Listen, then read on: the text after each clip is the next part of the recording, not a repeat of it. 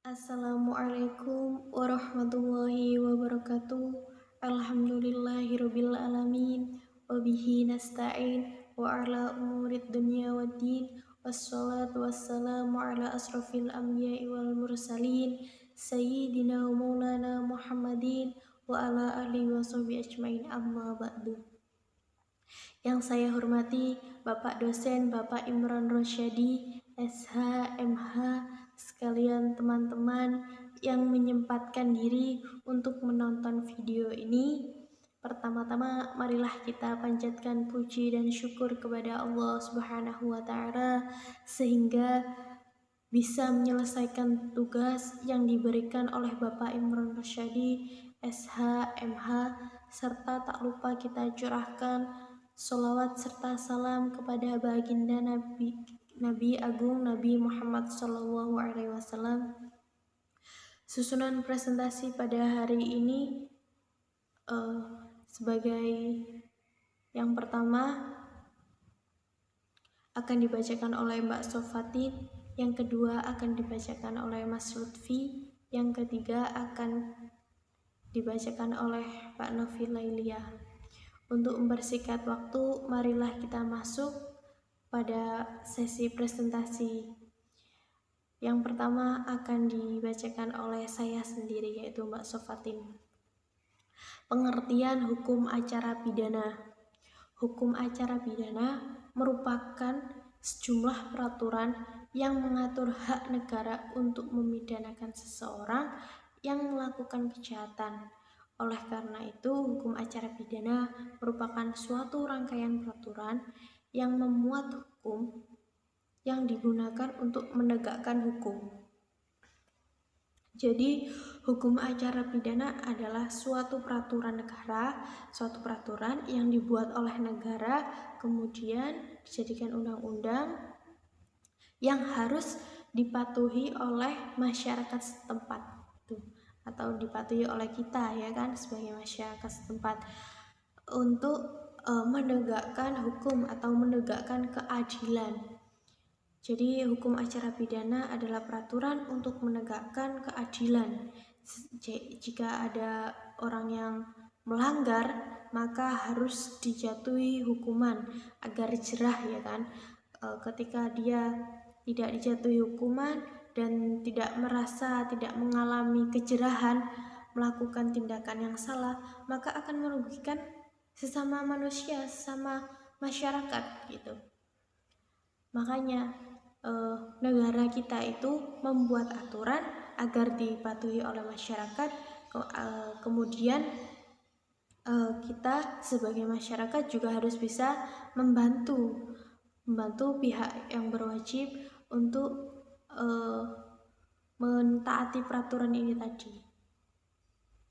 Apabila dikaitkan dengan negara kita, yaitu negara Indonesia sebagai negara hukum, maka hukum acara pidana dapat ditemukan dalam Undang-Undang Nomor 8 Tahun 1981 yang biasa disebut dengan KUHP atau bisa dibaca dengan KUHAP. Biasanya bapak-bapak dosen itu kalau bacanya Undang-Undang Nomor 8 Tahun 1981 KUHAP, ya kan? Kemudian adapun pendapat dari para tokoh, yaitu Van Bemmelen terkait dengan pengertian hukum acara pidana. Jadi menurut Van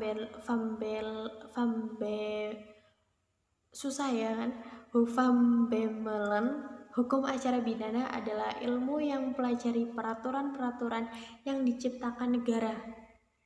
Jadi hukum acara pidana ini adalah ilmu yang mempelajari peraturan-peraturan yang diciptakan oleh negara. Jadi negara itu sudah membuat aturan, kemudian kita harus mentaatinya, kemudian kita juga harus mempelajarinya, apa saja yang nggak boleh dilanggar atau nggak boleh dilakukan perbuatannya, melanggar peraturan, perbuatan. Jadi harus dipelajari. Kalau kita nggak mempelajari, maka kita nggak bakal tahu apa saja yang boleh atau tidak boleh untuk dilakukan.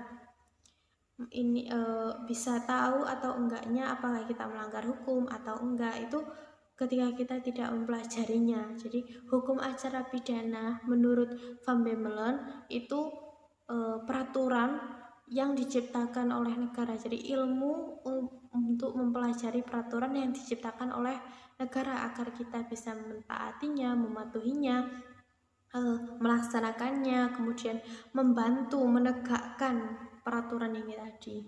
Karena adanya dugaan terjadi pelanggaran undang-undang pidana, ada tata caranya. Yang pertama adalah negara melalui alat-alat penyidik kebenaran. Jadi yang pertama, negara kita itu sebelum menjatuhi hukuman maka harus melalui alat-alat penyidik kebenaran untuk mencari barang-barang bukti. Kemudian yang kedua, sedapat mungkin penyidik pelaku perbuatan itu. Jadi yang pertama kan melalui alat-alat penyidik, dan yang kedua sedapat mungkin kita para penyidik untuk mendapatkan alat-alat tersebut atau barang-barang yang bisa yang bisa menjadi bahan bukti, ya kan, atau bisa memberatkan si pelaku ini tadi. Kemudian yang ketiga, mengambil tindakan-tindakan yang perlu guna menangkap si pelaku. Jadi biasanya kalau si pelaku ini belum kabur nih ya, kemudian sudah ketahuan oleh warga setempat atau masyarakat, itu kemudian masyarakat ada yang mengadu pada pihak yang berwajib, maka pihak yang berwajib itu pada polisi nih ya, misalnya harus cepat-cepat menangkap si pelaku ini tadi, dan kemudian cepat-cepat untuk menahannya agar mengetahui apakah benar orang ini yang melakukannya sesuai dengan apa yang diinformasikan oleh masyarakat ini tadi. Kemudian yang keempat, mengumpulkan bahan-bahan bukti. Nah, ini bahan-bahan bukti ini juga bisa disebut dengan bewitch material. Jadi yang keempat ini mengumpulkan bahan-bahan bukti. Jadi kita para penyidik tadi itu mencari, ya kan, sebanyak mungkin, kemudian dikumpulkan untuk diberikan kepada hakim, ya kan, sesama yang berwajib. Jadi polisi mencari barang bukti, kemudian diberi nanti bakal menjadi barang-barang bukti ketika di persidangan gitu. Yang telah barang-barang bukti ini penyidik mencari guna dilimpahkan kepada hakim dan membawa terdakwa kepada hakim tersebut.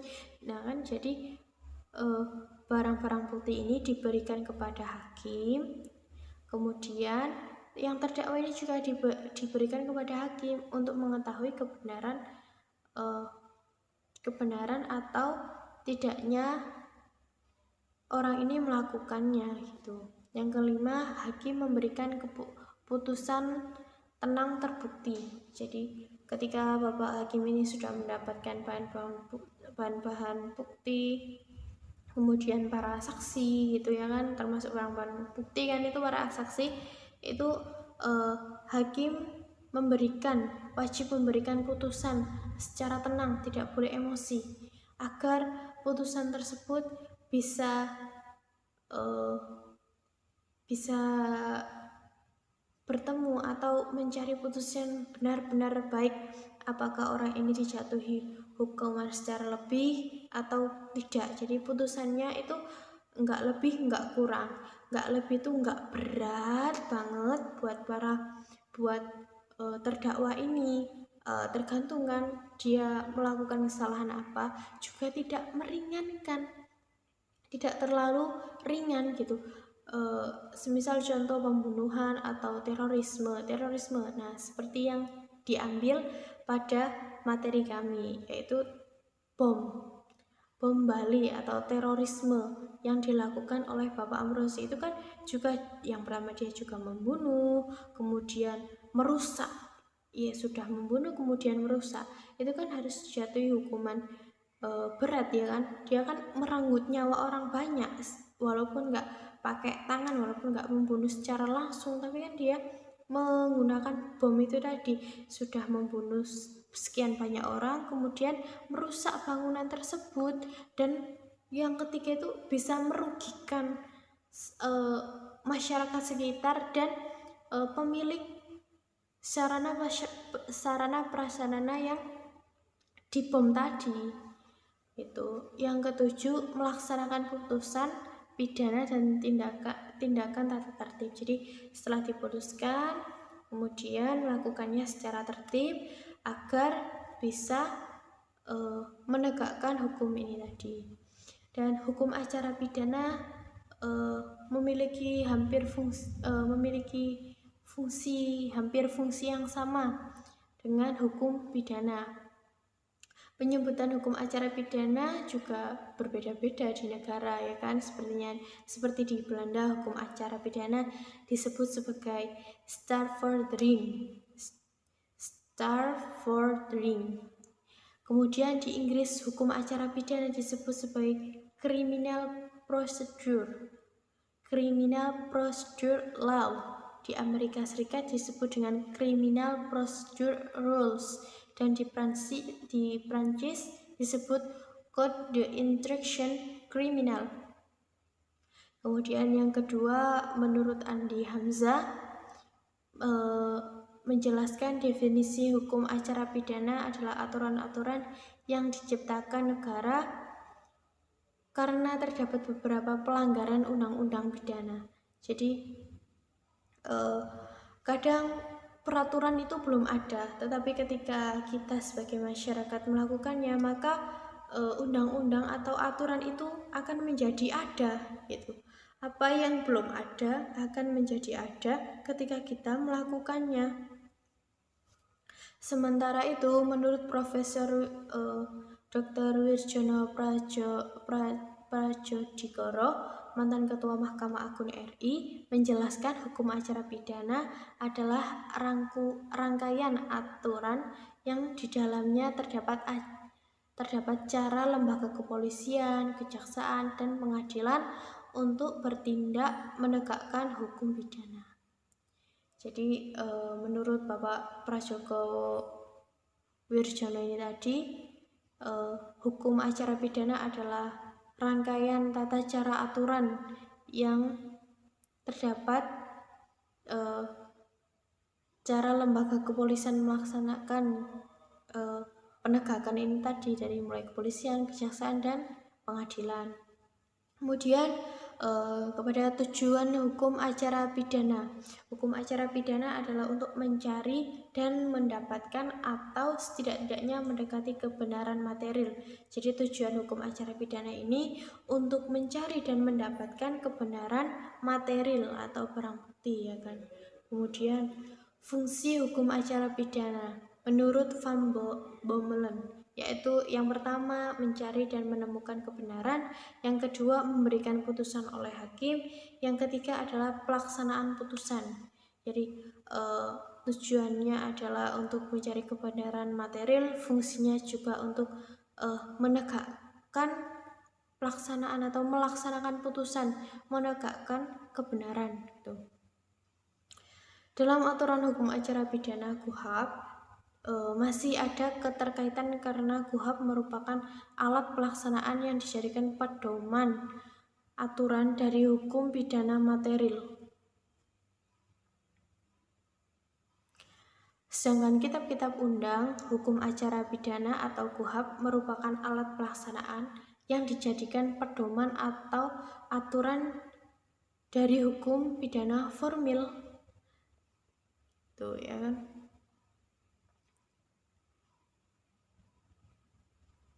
Maka dari itu KUHP memang sangat erat keterkaitannya dengan KUHP memang sangat erat keterkaitannya dengan KUHP atau KUHAP. Tadi kan KUHP, yang satunya ini KUHAP, guna untuk mengatur jalannya sebuah aturan. Kalau yang KUHP ini untuk menetapkan apa saja yang dilarang. Selanjutnya presentasi akan dilanjutkan oleh Mas Lutfi. Dipersilahkan kepada Mas Lutfi. Setelah penjelasan dari teman saya, maka saya Lutfi Syihab Ar-Ramadan di sini akan menjelaskan mengenai materi tahapan-tahapan hukum acara pidana. Semua disiplin ilmu mesti memiliki tahapan-tahapan yang harus dilalui untuk mendapatkan hasil yang maksimal. Begitu pula dengan hukum acara pidana. Maka hukum acara pidana juga memiliki tahapan-tahapan yang harus dilalui sehingga kasus dapat diadili dengan seadil-adilnya. Tahapan yang pertama adalah tahap penyelidikan. Yang kedua adalah tahap penyidikan. Ketiga adalah pra penuntutan beserta penuntutannya. Yang keempat adalah surat dakwaan. Dan yang kelima adalah upaya hukum. Yang pertama adalah penerapan hukum acara pidana tahap penyelidik. Tahap pertama dalam hukum acara pidana adalah penyelidikan, yang merupakan rangkaian tindakan untuk mencari dan berusaha menemukan suatu tindakan tersebut layak tidak disebut sebagai tindak pidana. Di dalam pasal 1 ayat 5 KUHP dijelaskan bahwa penyelidikan adalah serangkaian tindakan penyelidik untuk mencari dan menemukan suatu peristiwa yang diduga sebagai tindak pidana guna menentukan dapat atau tidaknya dilakukan penyidikan menurut cara yang diatur dalam undang-undang. Jadi penyelidikan ini fungsinya untuk mencari dan menemukan apakah suatu tindakan ini layak disebut sebagai tindakan pidana atau tidak. Maka dapat disimpulkan juga bahwa penyelidikan menjadi penentu apakah terduga tindak pidana dapat atau tidaknya dilakukan penyidikan sebagaimana telah diatur dalam undang-undang. Dengan demikian, penyelidikan tidak dapat terpisah dari penyidikan. Penyelidikan adalah subfungsi dari penyidikan yang mendahului beberapa tindakan lain. Dengan kata lain, penyelidikan adalah penentu suatu peristiwa diduga tindak pidana dapat dibawa ke tingkat penyidikan atau tidak. Yang bertugas sebagai penyelidik sesuai pasal 1 ayat 4 KUHP adalah pejabat polisi negara Republik Indonesia yang diberi wewenang oleh undang-undang untuk melakukan penyelidikan. Selanjutnya adalah kewenangan penyelidik. Berdasarkan pasal 5 ayat 1 huruf A KUHP, penyelidik diberi wewenang antara lain yang pertama adalah menerima laporan dan pengaduan dari seseorang tentang ada atau tidaknya tindak pidana. Yang kedua adalah mencari keterangan dan barang bukti. Ketiga adalah menyuruh berhenti seseorang yang dicurigai dan menanyakan serta memeriksa tanda pengenal diri. Keempat adalah mengadakan tindakan lain menurut hukum yang bertanggung jawab. Selain keempat kewenangan tersebut, berdasarkan pasal 5 ayat 1 huruf B KUHP, atas perintah penyidik, seorang penyelidik juga dapat melakukan suatu tindakan-tindakan untuk melakukan hal-hal sebagai berikut. Yang pertama adalah penangkapan, larangan meninggalkan tempat, penggeledahan, serta penyitaan. Yang kedua adalah pemeriksaan dan penyitaan surat. Yang ketiga adalah mengambil sidik jari dan memotret seseorang. Keempat adalah membawa dan menghadapkan seseorang pada penyidik. Seluruh tindakan penyelidik dalam menjalankan segala kewenangannya dan segala tindakan yang dilakukan atas perintah penyelidik diwajibkan untuk menyampaikan laporan hasil pelaksanaan atas tindakannya tersebut kepada penyidik. Hal itu tercantum pada pasal 5 ayat 2 KUHP.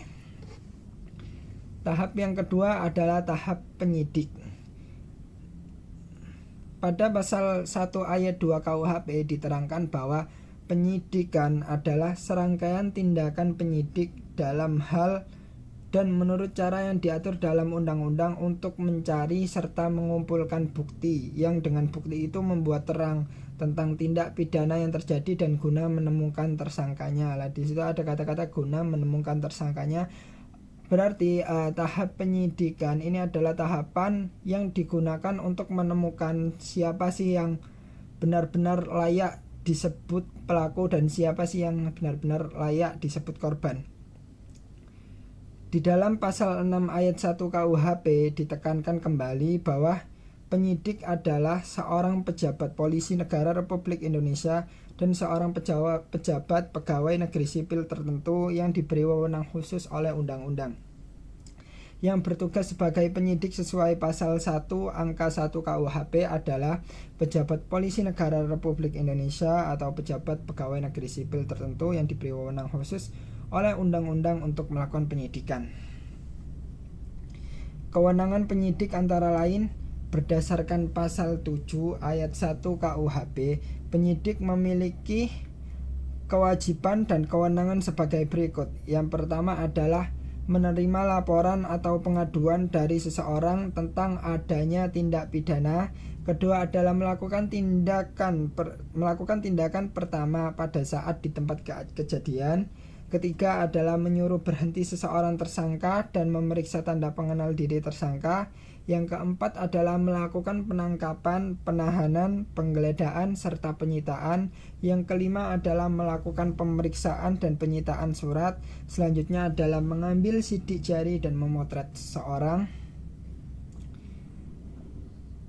Selanjutnya adalah memanggil orang untuk didengar dan diperiksa sebagai tersangka atau saksi, mendatangkan orang ahli yang diperlukan dalam hubungan dengan pemeriksaan perkara, mengadakan penghentian penyidikan, dan yang terakhir adalah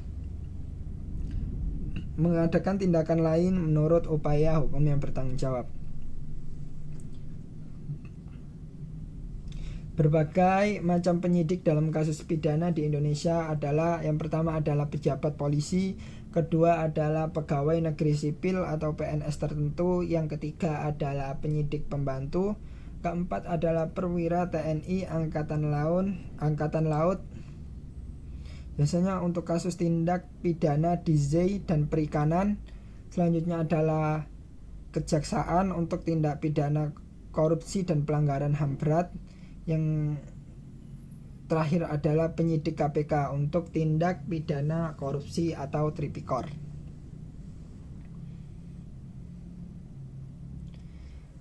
Tahap selanjutnya adalah tahap hukum acara pidana, pra penuntutan dan penuntutan. Pada tahap pra penuntutan, penuntut umum memiliki wewenang untuk memeriksa dan meneliti berkas perkara dari penyidik. Apabila berkas perkara belum lengkap, maka penuntut umum dapat mengembalikan kepada penyidik disertai petunjuk untuk melengkapinya. Pra penuntutan adalah hukum secara horizontal dalam suatu sistem peradilan pidana terpadu yang kemudian dilanjutkan dengan penuntutan. Penuntutan sendiri itu merupakan tindakan yang dilakukan penuntut umum guna melimpahkan perkara pidana ke pengadilan negeri yang memiliki kewenangan.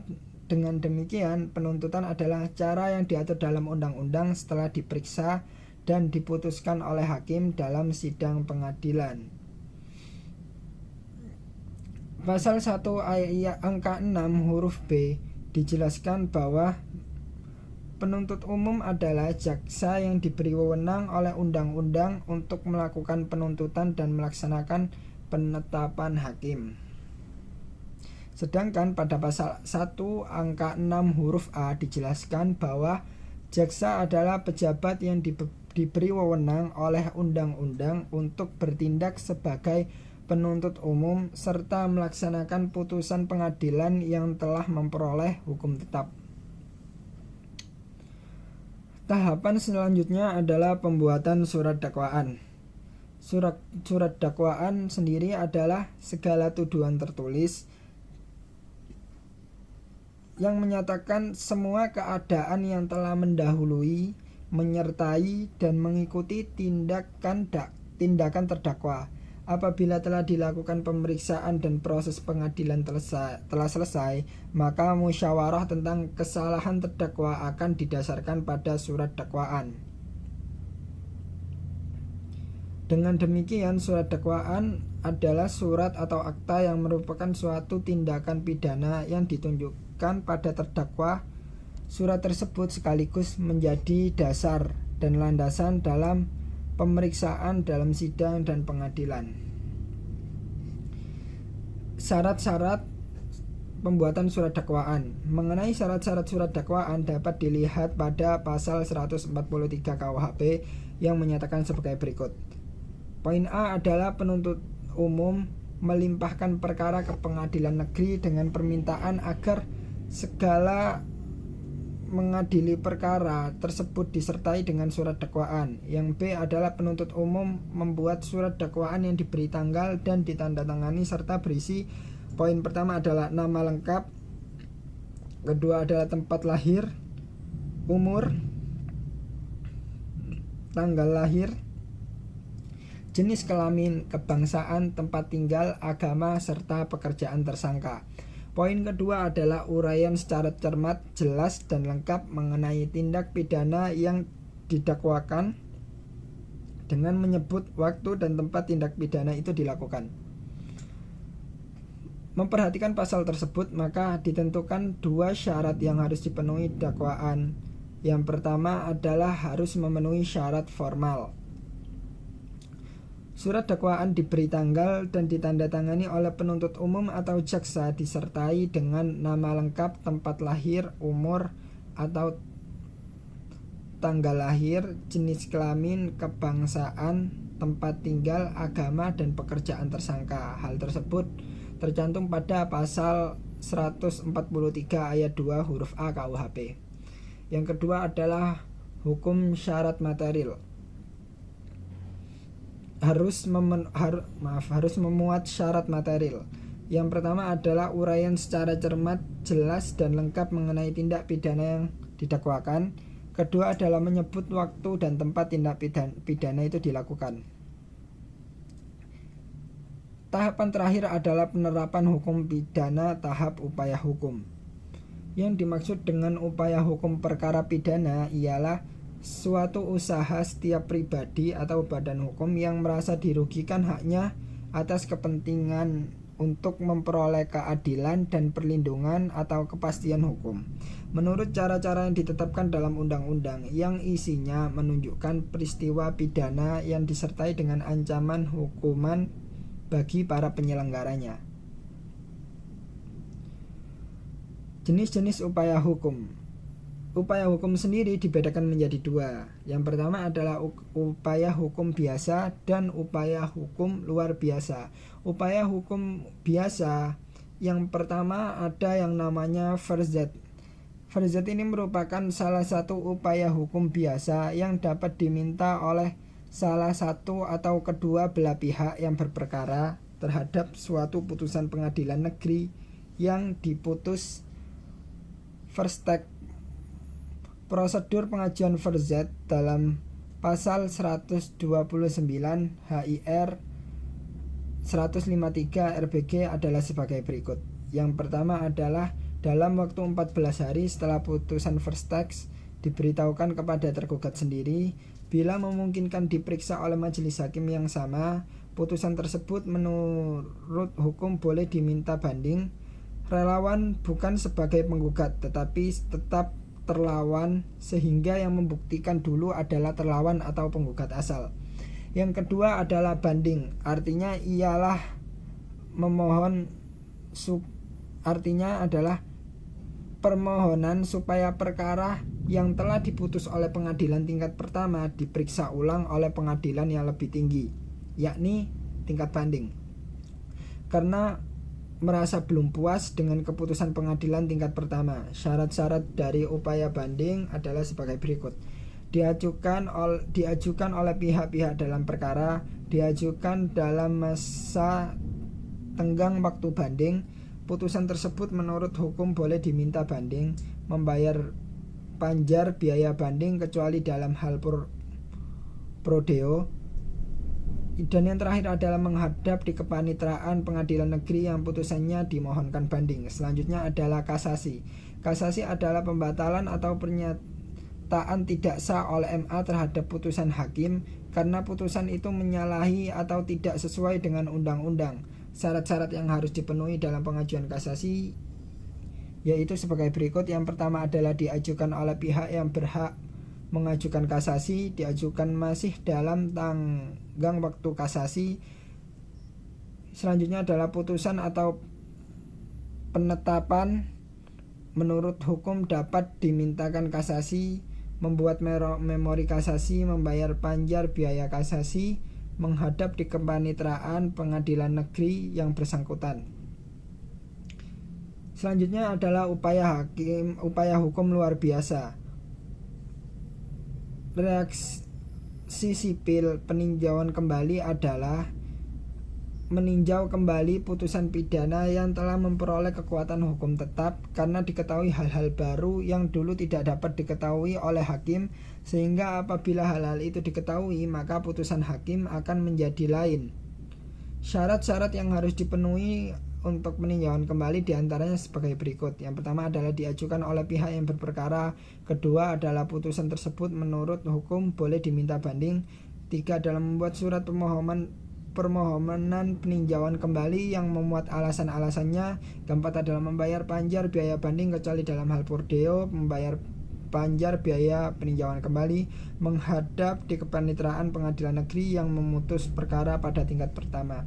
Selanjutnya akan dijelaskan oleh Saudari Novi.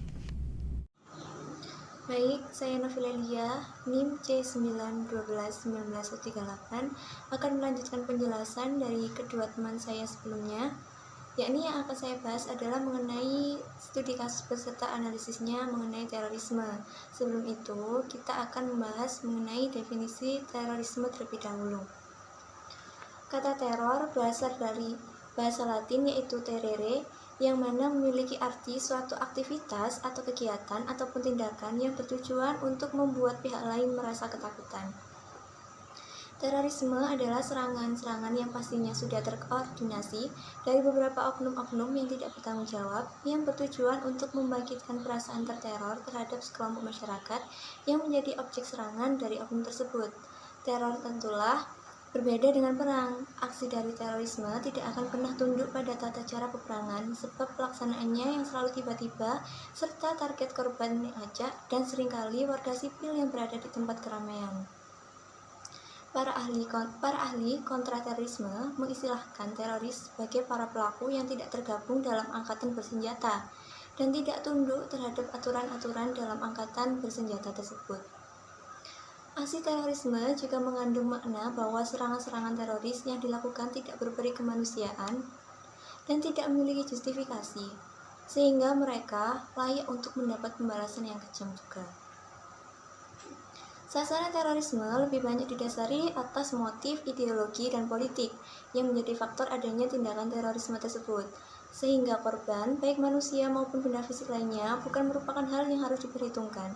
Yang penting tujuan ideologi dan politiknya itu tercapai.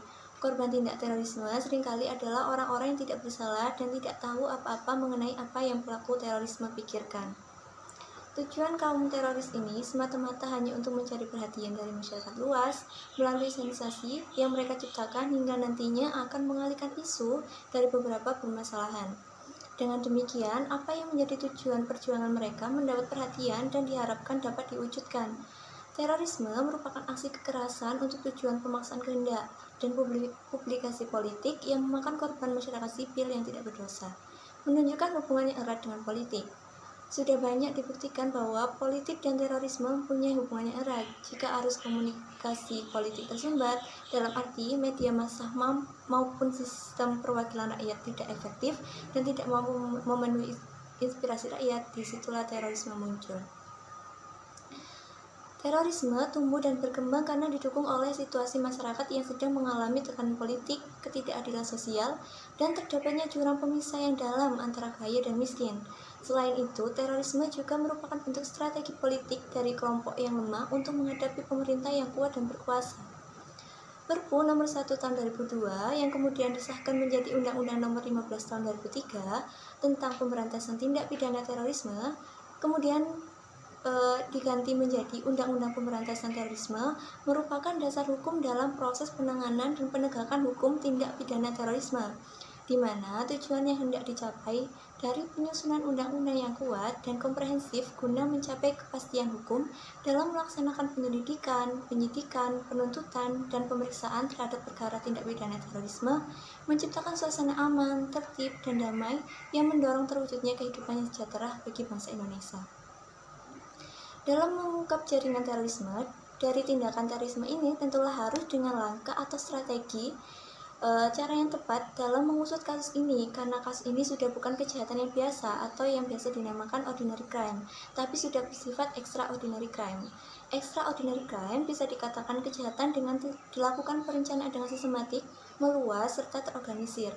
Maka dari itu, perlunya langkah-langkah hukum yang konkret untuk mengusut kasus ini. Upaya hukum dalam melakukan pembuktian kasus terorisme yang sifatnya extraordinary crime terdapat dalam Kitab Undang-Undang Hukum Acara Pidana (KUHP) yang sebagaimana telah diatur dalam Pasal 184 mengenai adanya alat bukti yang sah, yang mencakup keterangan dari saksi, keterangan ahli, surat, petunjuk, serta keterangan dari terdakwa itu sendiri. Pengaturan upaya paksa secara eksplisit tercatat pada pasal 112 ayat 1 dan ayat 2 KUHP. Titik berat fungsi adalah keadaan terpaksa harus benar dimaknai tanpa ada subjektivitas antar lembaga yang memiliki kewenangan melakukan upaya paksa. Rangkaian proses upaya paksa dimulai dari penyelidikan dan penyidikan. Sebenarnya, keberadaan KUHP belum mengatur secara khusus dan menyeluruh serta tidak cukup memadai untuk menyelesaikan atau memberantas kasus tindak pidana terorisme ini. Maka dari itu, pemerintah Indonesia membentuk Perpu nomor 1 tahun 2002 yang kemudian disahkan pada tanggal 4 April 2003 menjadi Undang-Undang nomor 15 tahun 2003 mengenai pemberantasan tindak pidana terorisme guna menyelesaikan kasus yang terjadi di Indonesia. Setelah itu, kita akan membahas mengenai studi kasus. Dari adanya penjelasan yang sudah terpapat di atas, kita mengambil satu contoh kasus terorisme pengeboman yang terjadi di Bali pada tanggal 12 Oktober 2002. Kronologinya, pengeboman dilakukan pada tanggal 12 Oktober 2002 yang mana terjadi di Kuta, Bali. Lokasi tepatnya terjadi di Peggy Club dan di Sari Club serta kantor konsulat Amerika Serikat. Dari adanya peristiwa tersebut telah menelan 202 korban jiwa dan 209 korban yang mengalami luka-luka parah. Dari kasus ini menjadi peristiwa pengeboman terparah dalam sejarah Indonesia, sehingga data yang tercatat sebagai berikut. Lokasinya di Kuta, Bali, tanggal 12 Oktober 2002, waktu jam 11.05 sampai 11.15 waktu WITA. Sasarannya PD Club, Sari Club, dan kantor konsulat Amerika Serikat. Jenis serangan, bom bunuh diri, korban tewas 202 orang, korban luka 209 orang, pelakunya dari Jamaah Islamiyah. Analisisnya, pihak yang terlibat, penyelidiknya yaitu polisi dari Polda Bali, terdakwanya Amrozi bin Nur Hasim, Abdul Aziz alias Imam Samudra, dan Ali Gufron alias Muklas. Hakimnya Arif B. Supratman sebagai ketua majelis hakim. Proses penanganan kasus. Mengenai kasus terorisme seperti ini, jika ditinjau dari segi sifat dalam hukum pidana, terdapat dalam pidana khusus dikarenakan aturan yang mengatur dalam penanganan kasus menggunakan aturan di luar KUHP, yakni pada Undang-Undang nomor 15 tahun 2003 mengenai pemberantasan tindak pidana terorisme. Dakwaan terhadap Amrozi terdapat dakwaan primer, yakni melanggar pasal 14 JO, pasal 6 Peraturan Pemerintah Pengganti Undang-Undang nomor 1 tahun 2002 JO, pasal 1 Undang-Undang nomor 15 tahun 2003 JO, pasal 1 Perpu nomor 2 tahun 2002 JO, pasal 1 Undang-Undang nomor 16 tahun 2003 JO, pasal 55 ayat 1 ke 1 Kitab Undang-Undang Hukum Pidana KUHP, terdakwa dinyatakan telah merencanakan tindak pidana terorisme berupa peledakan bom di Bali dengan ancaman pidana mati atau pidana penjara seumur hidup.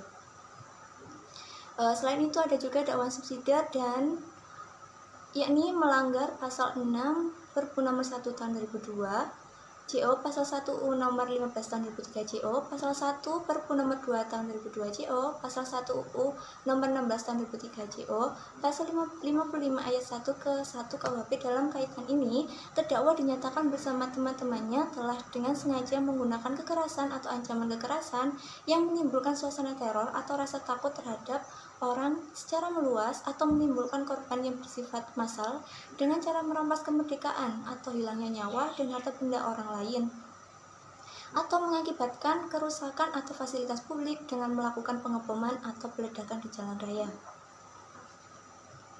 Kemudian dari hal itu, terdakwa divonis hukuman mati karena terdakwa terbukti bersalah secara sah dan meyakinkan melanggar pasal 14 Perpu RI Nomor 1 Tahun 2002 tentang terorisme dalam sidang di Gedung Nagrigraha dan Pasar. Dalam pengeboman tersebut, terdakwa memaparkan alasannya melakukan tindakan tersebut atas dasar jihad. Dalam penanganan kasus ini bertentangan dengan asas legalitas yang termaktub pada pasal 1 ayat 1 KUHP yang berisi suatu perbuatan tidak dapat dipidana kecuali berdasarkan kekuatan ketentuan perundang-undangan pidana yang telah ada. Maka dari itu diberlakukan asas retroaktif untuk melakukan penanganan pada kasus tindak pidana terorisme. Penerapan asas retroaktif ini juga dicantumkan dalam pasal 46 Perpu Nomor 1 Tahun 2002 yang berbunyi, ketentuan dalam peraturan pemerintah pengganti undang-undang ini dapat diberlakukan surat untuk tindakan hukum bagi kasus tertentu sebelum mulai berlakunya Perpu ini yang penerapannya ditetapkan dengan undang-undang atau Perpu sendiri. Rangkaian identifikasi dan analisis kasus terorisme pengeboman bom Bali. Tanggal 12 Oktober 2002 peristiwa pengeboman dilakukan. Kemudian tanggal 16 dimulai dengan adanya pemeriksaan saksi mengenai kasus ini. Terdapat 50 orang saksi yang telah dimintai keterangan dari adanya kasus terorisme bom Bali yang dilakukan di Polda Bali. Kemudian tim forensik Australia juga campur tangan mengenai kasus ini untuk membantu Polri menemukan titik terang penyelidikan. Tim forensik Australia ditugaskan dalam pengidentifikasian korban jenazah. Tanggal 20 Oktober, dari adanya investigasi gabungan antara Polri dan Kepolisian Luar Negeri menyimpulkan bahwa bom yang diledakan di PD Club berjenis TNT seberat 1 kg, kemudian bom yang diledakan di Sari Club berjenis RDX besar 50-150 kg, kemudian bom yang diledakan di dekat konsulat Amerika Serikat menggunakan jenis TNT yang berbobot kecil, yakni seberat 0,5 kg. Tanggal 29 Oktober 2002, pada saat itu yang menjabat sebagai presiden adalah Megawati Soekarno Putri yang terus mendesak aparat kepolisian untuk segera menuntaskan kasus bom Bali tersebut. Tanggal 30 Oktober 2002, pada tanggal ini aparat kepolisian menemukan titik terang pada kasus bom Bali 1 hingga akhirnya 3 sketsa wajah tersangka dipublikasikan. 4 November 2002, kemudian langkah selanjutnya, aparat kepolisian mendapatkan identitas pelaku pengeboman. Tidak hanya itu, petugas juga mengetahui di mana tempat persembunyian para tersangka. Para pelaku tidak tinggal satu tempat secara bersamaan, namun mereka masih di wilayah Indonesia. 5 November, salah satu dari tersangka yang dicari akhirnya ditangkap di rumahnya di Desa Tenggulung, Lamongan, Jawa Timur, beratas nama Amrozi bin Nur Hasim. 6 Oktober 2002, kemudian ada 10 orang yang dicurigai yang ikut serta dalam peristiwa bom Bali ditangkap di sejumlah tempat di wilayah Pulau Jawa. Pada hari itu juga Amrozi diterbangkan ke Bali, tiba di Bandara Ngurah Rai pada pukul 20.52 waktu Indonesia Barat. 7 November 2002, satu sketsa wajah kembali dipublikasikan. Sementara itu, Abu Bakar Basir yang disebut-sebut punya hubungan dengan Amrozi membantah. Basir menilai pengakuan Amrozi saat diperiksa di Polda Jatim merupakan rekayasa pemerintah dan Mabes Polri yang mendapat tekanan dari Amerika Serikat. 8 November 2002, status Amrozi dinyatakan resmi sebagai tersangka dalam tindak pidana terorisme. 9 November 2002, tim forensik menentukan residu bahan-bahan yang identik dengan unsur bahan peledak di TKP, sementara Jenderal Dai Bakhtiar, Kapolri pada saat itu mengatakan kesaksian Omar Al-Faruq tentang keterlibatan Ustadz Abu Bakar Basir dan Amrozi dalam kasus bom Bali. 18 November, Amrozi membeberkan 5 orang yang menjadi tim inti peledakan. 11 November, tim gabungan menangkap Komarudin, petugas kehutanan yang juga teman dekat Amrozi di Desa Tenggulun, Solokuro, Lamongan. Komarudin diduga ikut membantu meracik bahan peledak untuk dijadikan bom. 17 November 2002, Imam Samudra, Idris, dan Dulmatin diduga merupakan peracik bom Bali bersama Ali Imron, Umar alias Wayan, dan Umar alias Pate. Mereka pun ditetapkan sebagai tersangka. 26 November 2002, Imam Samudra, satu lagi tersangka bom Bali, ditangkap di dalam puskunnya di kapal Pelabuhan Merak. Rupanya dia hendak melarikan diri ke Sumatera. 1 Desember 2002, tim investigasi bom Bali berhasil mengungkapkan mastermind bom Bali yang jumlahnya 4 orang, satu diantaranya anggota Jamaah Islamiyah. 3 Desember 2002, Ali Gufron alias Muklas, kakaknya Amrozi, ditangkap di Klaten, Jawa Tengah.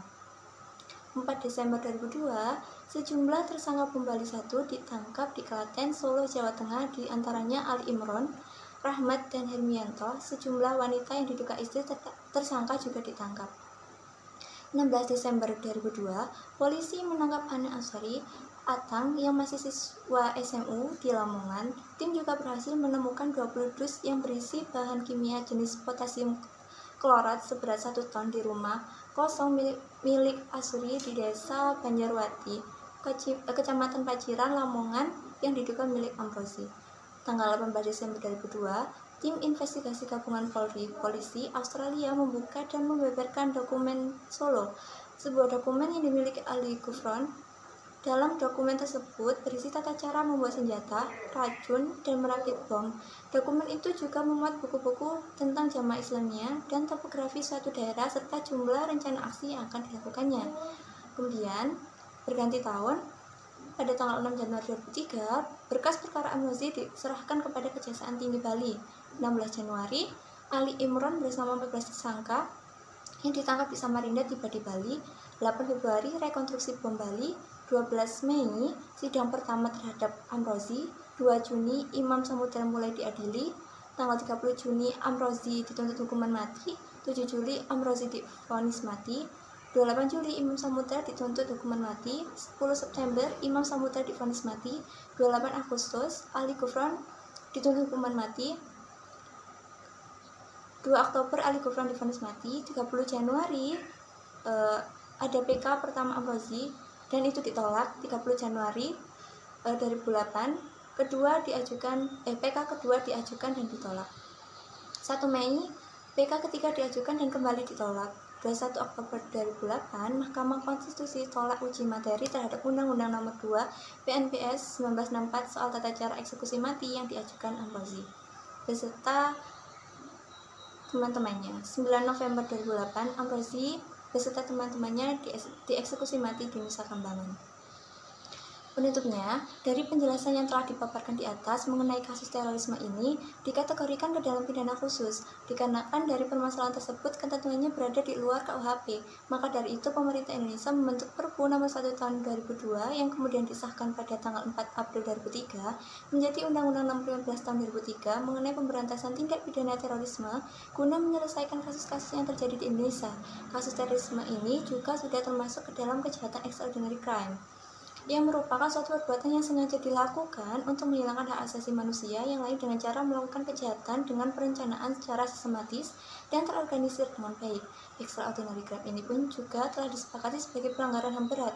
Dari adanya terorisme ini kebanyakan didasari dengan adanya dasar atau motif dari ideologi dan politik juga. Bisa dibilang sebagai pencarian sensasi atau sejenis pengalihkan isu serta berkedok dengan aksi jihad dalam agama. Cukup sekian dari kelompok 4 yang bisa kami sampaikan. Jika ada salah, kami mohon maaf. Wassalamualaikum warahmatullahi wabarakatuh.